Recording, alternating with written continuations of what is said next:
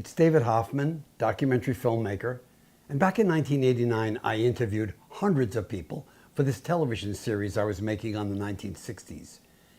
To understand the 1960s, said I, you really have to understand the 1950s, which is when people grew up. So there's this black guy in Farmville, Virginia. He's older than me by a lot, and he's unbelievably straight shooter, clear thinker, very profound in what he says. Why'd I pick him? First of all, he's a great storyteller, but also Farmville, Virginia, Prince Edward County, Virginia, 1953. The Supreme Court passes Brown versus Board of Education, stopping segregated schools. What does Prince Edward County do? Shuts the schools, all the schools.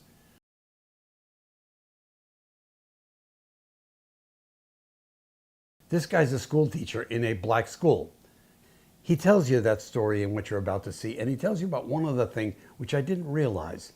When the black servicemen came back from World War II to their towns, having fought for freedom, having fought in an integrated military, they expected things to be different, but they weren't, particularly in the South. The soldiers were treated like they had been treated before they went to war, second-class citizens. That really shocked this guy. So I run him now because I think he's a beautiful person, and the way he speaks is unique, and he's really blunt about integration, good and bad, about what the black schools were like at that time. I can remember reading about a black veteran who served honorably overseas and came back to this country, and in an altercation with the sheriff in one of the southern towns, the sheriff attacked him with a blackjack and beat both of his eyes out. Oh man, look, the incredible mistreatment of black servicemen in this country before they went overseas is a shameful chapter in American history. And unfortunately, some of us, black people who were in position to make changes, were pawns of white people and did not. For example, I don't want to say anything that will make you liable, but I think I can prove all of this. General B.O. Davis was sent down to a camp in the Deep South. I don't remember which one now. So the constant barrage of letters from the parents of servicemen, the wives and sweethearts of servicemen who were in that camp and living under the most incredibly bad conditions. If a black woman, check this out, went down to this to visit her son or her boyfriend or her husband, she was required by the town authorities to carry a pass.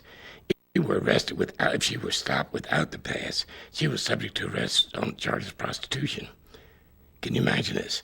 When they returned to this country, they found business as usual, the same routine and so forth.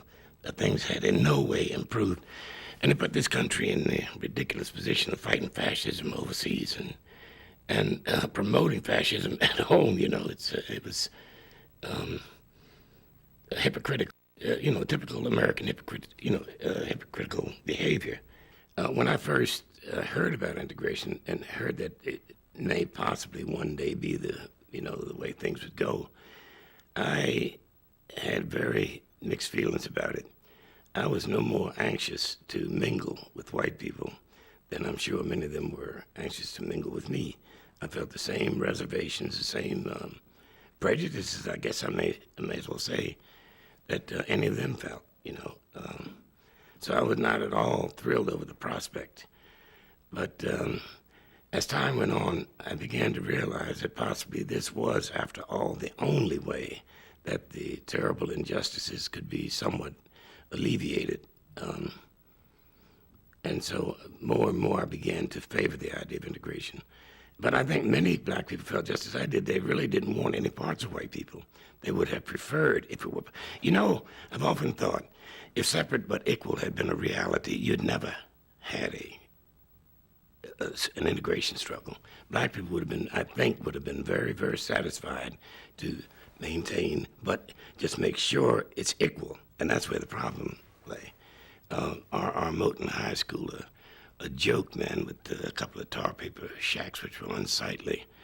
And compared to the Farmville High School, this is the idea of separate but equal. Books so torn apart.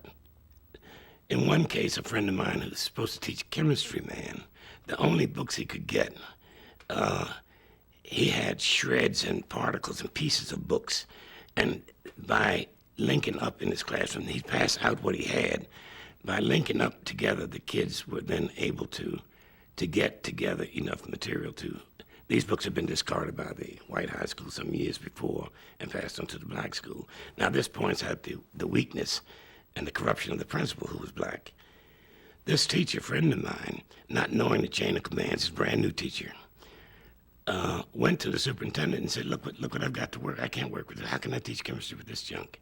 And immediately got a brand new set of books for his classroom. Now, the point of this is this. That principal could also have done that, but it was better for the principal to report a surplus at the end of this. That happened. Well, I don't want to get too personal, but I could cite you another instance in Farmville of the same kind of thinking. It's better to report a surplus at the end of the year, thus protecting myself, making myself the fair-haired boy downtown, than to go down and ask for materials that are absolutely, desperately needed by the children. Just to pass and look at the physical plants would have told you what a fallacy, what a joke, what a hoax separate but equal was. There's no way in the world that any reasonable person could compare Moton High School, as I said, a small brick building, maybe 4, maybe 5 classrooms, supplemented by 2 tar paper shacks, which were ugly and unsightly.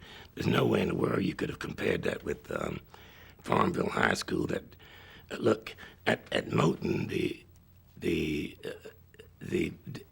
outlying buildings were heated by wood stoves. Now, one of the teachers, in addition to teaching classes, in addition to driving the school bus, had the additional responsibility of keeping the fires going in these buildings.